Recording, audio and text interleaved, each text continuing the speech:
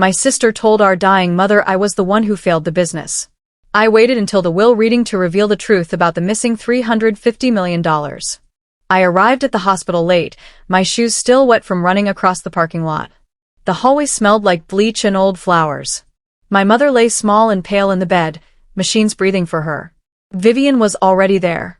Of course she was. She stood close, holding Mom's hand, her voice low and soft like a prayer. I slowed when I heard my name. She tried her best, Vivian said gently. But peace couldn't handle the business. The losses were too big. My mother's eyes shifted to me. They filled, not with anger, but with quiet hurt. I opened my mouth, but nothing came out. Vivian looked at me then, smiling just enough. She squeezed Mom's hand and whispered, "You always were the failure. If you feel that punch in your chest, stay with me, and hit subscribe for more revenge stories like this." The machines went quiet before I could speak. Nurses moved in with calm hands, pulling sheets, turning dials, ending my chance to explain. I stood there frozen, watching my mother disappear behind white fabric and soft apologies. Vivian leaned close to my ear, her voice steady. "You don't need to worry about the will," she said. "I'll handle everything." I looked at her, really looked, and saw no grief, just relief. A nurse touched my arm as Vivian stepped away to make a call. She pressed something into my palm. A folded piece of paper, worn thin, familiar. My mother's handwriting covered the front. "I think she wanted you to have this," the nurse whispered. My hands shook as I stared at it. Behind me, Vivian laughed softly into her phone. I didn't open the letter yet. I already felt it burning through the paper. I sat alone in the hospital chapel before I opened the letter. My mother's handwriting slanted like it always did when she was tired. The note was short, unfinished, like she ran out of breath halfway through trusting me. "If you're reading this," it began, "trust no one, not even your sister. The truth is in the numbers." My throat closed. Numbers were my world. Always had been. I folded the letter back carefully, like it might break if I rushed. The door creaked. Vivian stepped inside, heels sharp against the floor. She smiled when she saw the paper. "Still looking for attention?" she asked. I slid the letter into my coat. My heart raced, but my face stayed still. She didn't know yet. And that was the only power I had. The funeral was full. Black dresses, polished shoes, familiar faces whispering lies they believed. Vivian stood at the front, strong and graceful, her voice clear as she spoke about sacrifice and loyalty. She said she held the company together. She said she stayed when others failed. People nodded. Some looked at me with pity. I stared at the floor, counting breaths. After the service, as flowers were carried away, a man in a dark suit approached me. He introduced himself as my mother's lawyer. His voice was quiet, careful. "Your mother requested that both daughters attend the will reading next week," he said. Vivian appeared beside me, smiling wide. "Closure at last," she said. I met her eyes for the first time that day. My hands curled into fists. "Yes," I said. "Closure." Years earlier, the company had been our childhood home. My mother built it from sketches and stubborn hope. Vivian became the face, interviews, covers, applause. I became the spine. I ran numbers, fixed delays, solved problems no one clapped for. When money started slipping away, I noticed first. Small gaps. Quiet losses.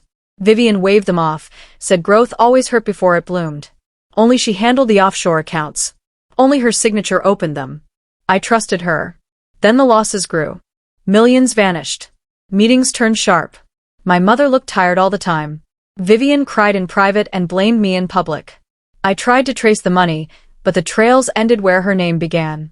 One night, I copied everything I could onto a flash drive. The file name read, Trust 901. Vivian cried in my mother's office the day everything turned. Her shoulders shook, her voice broke, and she clutched tissues like proof of pain. She told Mom I had made reckless choices, that I moved money without thinking. She said she tried to stop me. I stood there stunned, words trapped behind loyalty. I could prove she was lying, but only by showing the forged signatures I had found. My mother looked at me with fear, not anger. "Is this true?" she asked. Vivian met my eyes and whispered, "You'd ruin her if you tell." I stayed silent. That silence cost me everything. My mother believed her tears more than my restraint. Support faded. Trust cracked. Vivian's lie didn't scream. It settled, slow and deadly, into every corner of our lives. 2 weeks later, I was removed from the board. No warning. No vote I could see. My name disappeared from company emails like it had never mattered. Vivian became CEO overnight. She hugged me afterward, soft and public. "This is best for everyone," she said. I packed my office alone. Awards stayed on the wall. Family photos stayed in frames. I took nothing personal, only proof. In my bag was the flash drive. Trust 901. The file was encrypted, locked behind layers my mother once taught me to build. As I walked out, I looked back at the building that had raised me. Vivian watched from the glass, smiling, already rehearsing a new story. I told myself this wasn't the end. It was the beginning of being erased. The world believed her. Old friends crossed the street to avoid me. Family dinners stopped. Invitations vanished. Even my boyfriend chose her side. "She's stronger than you," he said, like strength meant cruelty.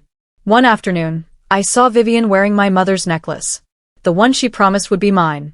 Gold against her throat, shining like victory. I stood there frozen, realizing she wasn't just taking my work. She was taking my place. That night, I slept on my couch, staring at the ceiling, replaying every moment I'd trusted her. I wondered how long she'd planned this. The phone stayed silent. No apologies. No explanations. Just absence. And the slow, heavy understanding that being quiet had cost me my name. After the hospital, my mother's last words replayed in my head like a bruise you can't stop touching. "I wish I'd known sooner." They followed me everywhere. Into the shower. Into sleep. Into the empty mornings where grief felt thick as fog. I held her letter again, tracing the ink like it could still guide me. The truth is in the numbers. Numbers didn't lie. People did. I sat at my desk and opened my old laptop, hands steady now. If my sister wanted me buried, she'd chosen the wrong ground. "I'll show you, Mom," I whispered into the quiet room. Not for revenge. Not yet. For truth. And for the promise I made standing beside a hospital bed, too late to speak, but not too late to act. I logged into the company system using credentials Vivian forgot I still had. The screen loaded slowly, like it knew what waited underneath. I found hundreds of transactions labeled charitable donations. Small amounts. Clean names. Perfect cover. I followed them one by one. Shell companies. Empty offices. No staff. No charity. Every trail led to the same place. A private account. Monaco. Vivian's account. My stomach dropped, not from shock, but from clarity. This wasn't panic or accident. This was theft dressed as kindness. I leaned back, breathing hard, staring at the total. Numbers climbed higher the longer I looked. She didn't just steal money. She stole years. And now I finally had something she didn't expect. Proof. I called Marcus from a number he wouldn't recognize. He answered on the third ring, voice sharp, tired. He had been the company accountant before Vivian fired him for mistakes. "I didn't make mistakes," he said when I told him who I was. I asked questions. We met in a small cafe near the station. He looked thinner, older, like someone who had been waiting too long for the truth to matter. I showed him the transactions. He didn't blink. "I knew," he said. "I just couldn't prove it." He told me about accounts that vanished overnight, reports rewritten, warnings ignored. "I've been waiting for someone to finish what she started," he said quietly. For the first time since everything fell apart, I wasn't alone. Marcus brought more than numbers. He brought a recording. He slid his phone across the table, hands shaking. "I kept it in case I needed protection," he said. Vivian's voice filled the space between us, clear and cold. She spoke with her lawyer, laughing. "If peace ever digs," Vivian said, "I'll bury her in numbers. The debt will wear her name." I felt sick, not from fear, but from hearing how easy it was for her. They talked about shifting losses, forged approvals, timing everything before the will. When the recording ended, the cafe felt too loud, too normal. Marcus watched me carefully. "She planned this," he said. I nodded. "Yes," I replied. "And she thinks she won." That night, I broke. I sat on my floor with papers spread around me, proof stacked like weight on my chest. I cried until my head hurt and my throat burned. I thought about deleting everything, walking away, letting her keep it all. Then I took out my mother's letter again. "Trust no one." The truth is in the numbers. I plugged in the flash drive. Trust 901 blinked on the screen. This time, a prompt appeared. Signature required. My mother's signature. I froze. She had planned something. Something she never got to finish. My hands steadied. I wasn't chasing revenge yet. I was following a path my mother had already started to build. The date for the will reading was announced 3 days later. Vivian posted about it online, smiling in black, talking about closure and family legacy. She called me that night. Her voice was sweet, practiced. I hope you'll come, she said. It's time we moved on. I'll be there, I replied. When I hung up, my reflection stared back at me from the dark screen. Calm. Focused. Ready. The will reading wasn't the end. It was the stage. Marcus and I worked quietly, checking timelines, matching transfers, building a story that couldn't be argued with tears. Vivian thought silence meant weakness. She had forgotten something important. I had learned to wait. Vivian started dating the company's lawyer openly. They appeared together at a gala, hands linked, glowing under camera lights. He was the same man who helped erase me. Then I received a text from an unknown number. He records everything. No name. No explanation. Just that. Marcus helped me access the lawyer's cloud storage. It took hours. Then files appeared. Videos. Conversations. Vivian flirting. Threatening. Laughing. In one clip, she leaned back and said, "She'll never recover." I took everything, even her name. I closed the laptop slowly. The pieces were lining up now. Vivian thought the story was already written. She didn't know the ending was still waiting. The videos changed how I slept.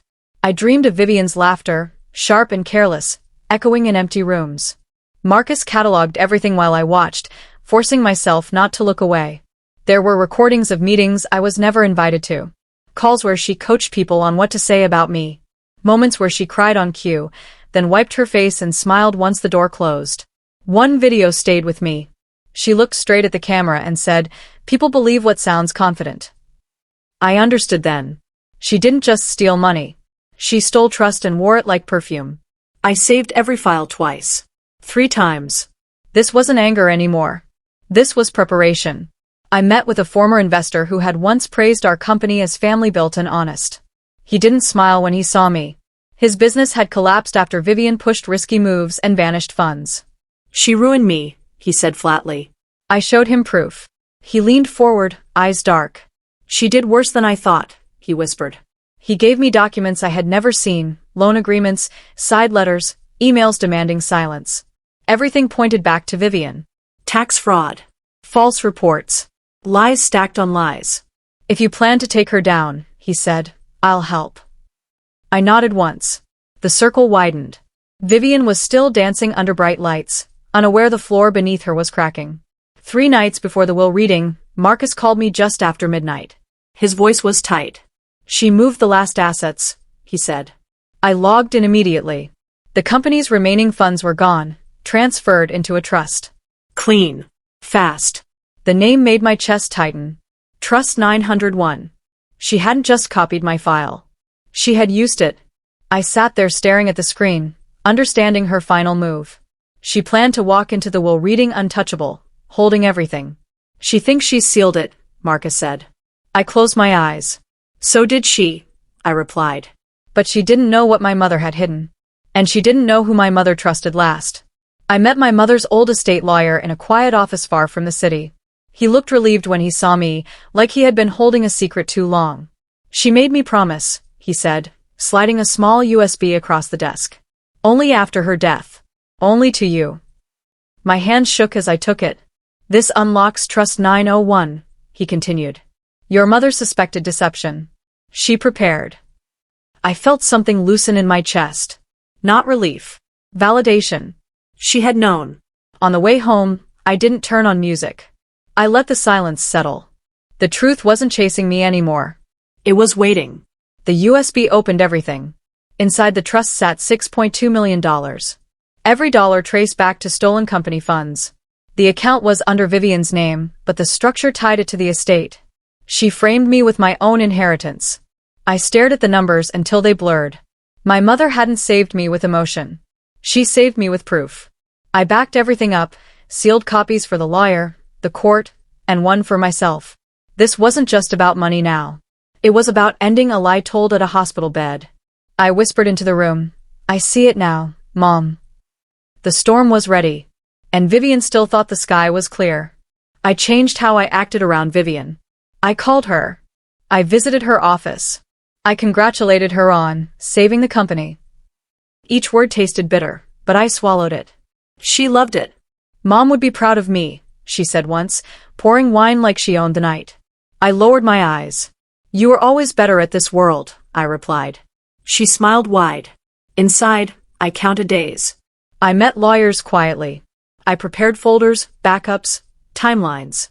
I practiced my calm face in the mirror until it felt real. Vivian mistook silence for surrender.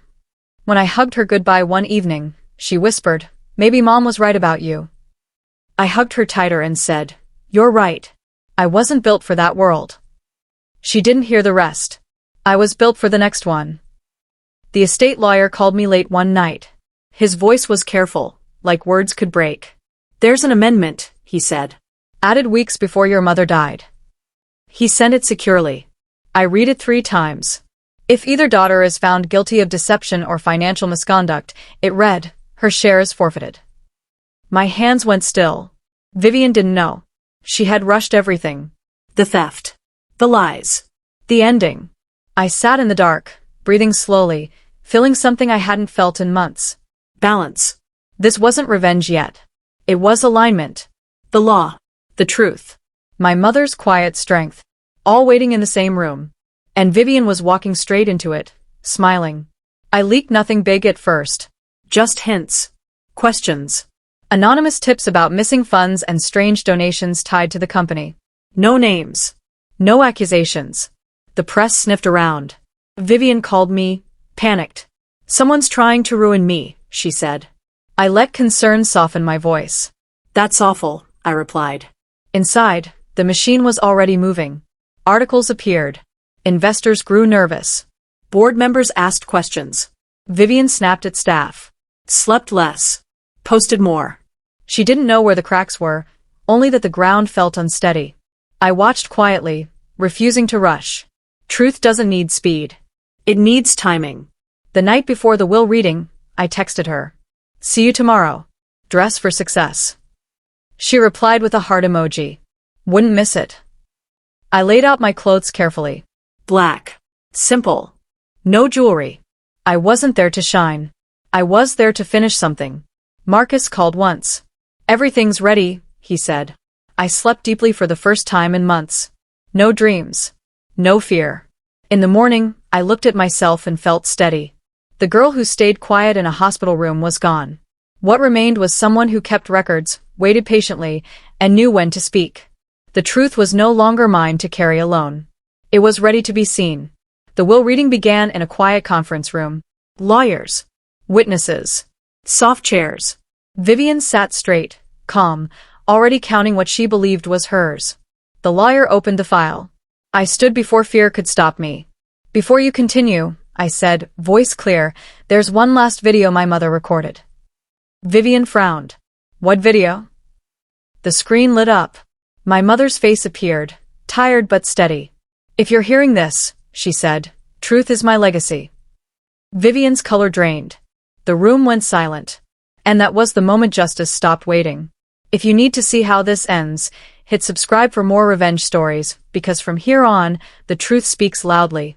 My mother's video played without pause. Her voice was calm, not weak. "If you are hearing this," she said, "then I am gone, but the truth should not be." She spoke about trust, about how numbers never lie even when people do. She said she had prepared records, backups, and witnesses. Vivian's hands trembled. She whispered my name like it was a curse. The lawyer cleared his throat, unsure whether to stop the video. I shook my head. "Let it play," I said. My mother looked straight into the camera. May the guilty inherit only their own lies. When the screen went dark, no one spoke. Vivian stared at me, eyes wide, searching for mercy. I felt none. Only stillness. And certainty. I walked to the front and plugged in my USB. The screen filled with charts, dates, transfers.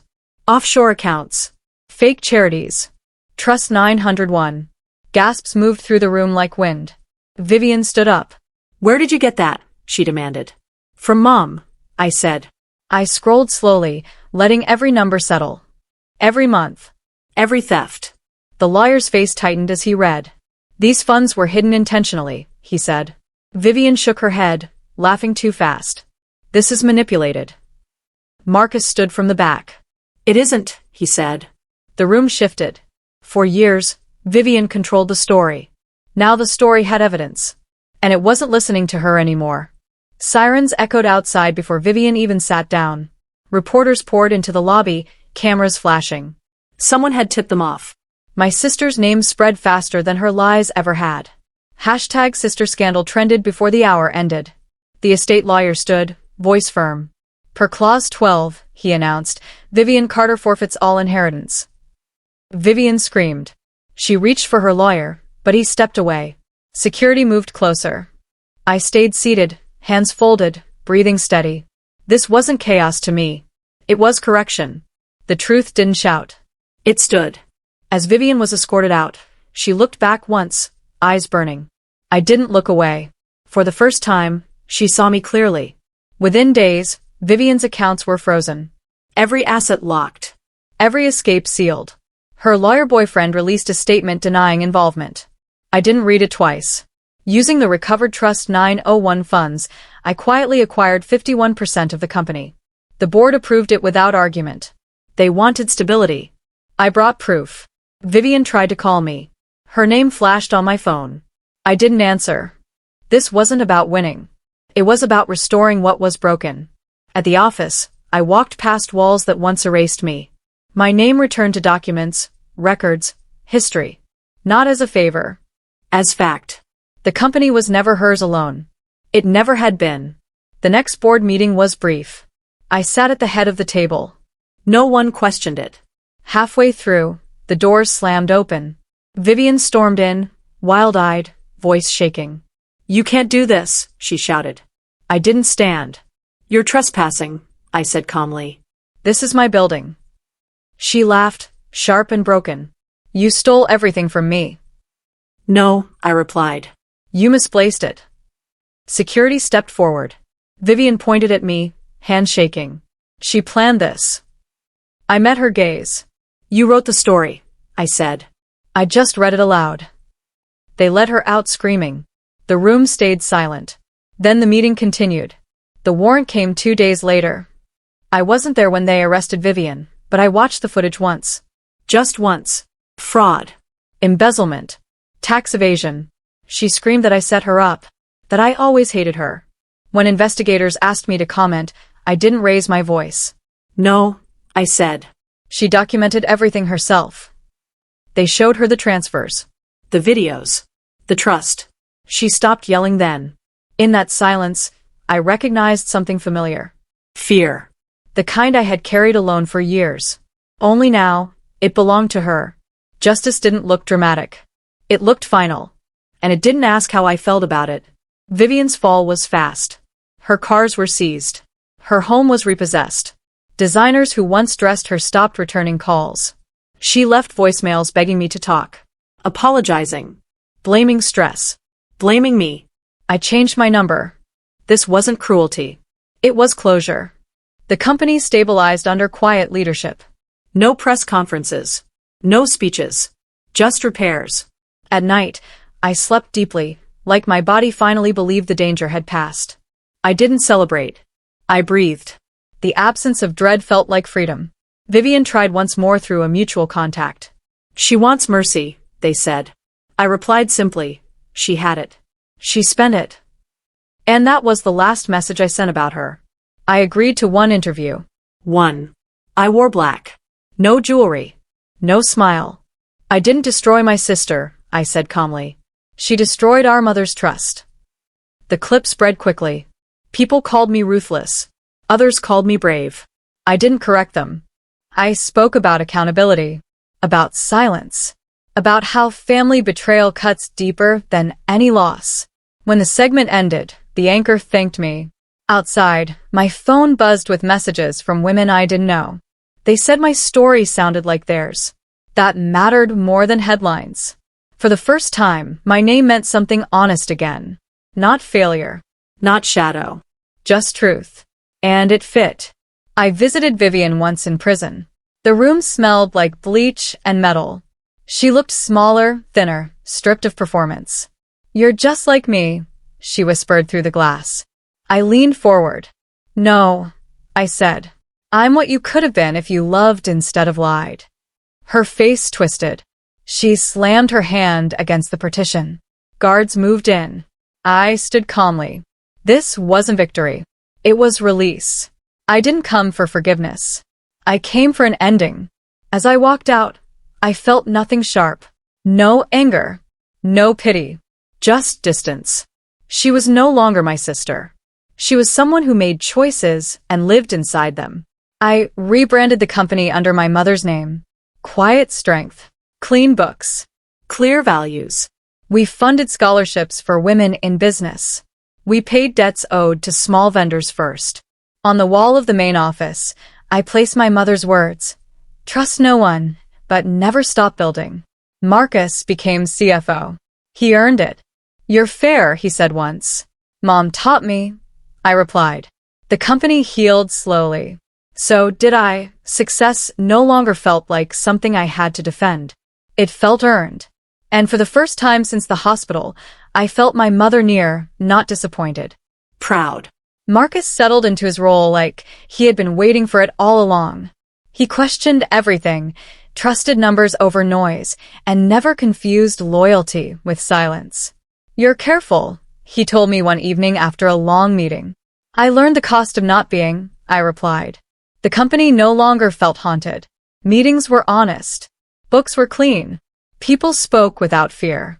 At night, I walked through the office alone sometimes, touching desks, windows, walls that once erased me. I didn't feel anger there anymore. Only ownership. Not just of the company, of myself. Peace finally felt like a name that fit. Not because life was quiet, but because the lies were gone. I made one private decision no one advised me on. I sent an anonymous donation to a cancer hospice. $50,000. The name on the card read, Vivian Carter. The note was simple. Some debts can still be repaid. I didn't feel smug. I didn't feel kind. I felt complete. The money wasn't forgiveness. It was balance. Not every wrong could be undone, but some weight could still be lifted from the world. I didn't tell anyone. This wasn't about being seen. It was about closing a door I never wanted to open again. I slept deeply that night, without dreams. I dreamed of my mother near the end. We were back in the hospital room, but this time the light was warm. She wasn't afraid. She smiled at me like she used to when I solved a hard problem. "You found the truth," she said. I tried to answer, but words weren't needed. When I woke, my pillow was wet, but my chest felt light. Grief no longer clawed. It rested. I understood then that justice didn't bring her back, but it let her leave knowing she wasn't wrong about me. And that mattered more than anything Vivian ever took. Weeks later, a courier arrived at my door. No return address. Inside was the original folded letter. Unopened. "I trust you, peace." That was all it said. I sat on the floor and cried for the first time without breaking. Not from loss. From release. I framed the letter and placed it beside my desk. Not as armor. As grounding. The past no longer chased me. It stood behind me, quiet and settled. If this story moved you, stay with me and hit subscribe for more revenge stories where truth finally wins. My sister wanted everything, the business, the name, the praise. She got exactly that. Every lie attached to her. Every stolen dollar traced back to her hands. Every ruin earned. And me, I inherited peace. I built a life that didn't require silence or sacrifice. I stood in truth without raising my voice. The truth was never buried. It was waiting. Waiting for the right moment. Waiting for the will to open. Thank you. Please like, share, and subscribe for more. Also turn on your notification bell so you be the first to get our next shocking revenge story.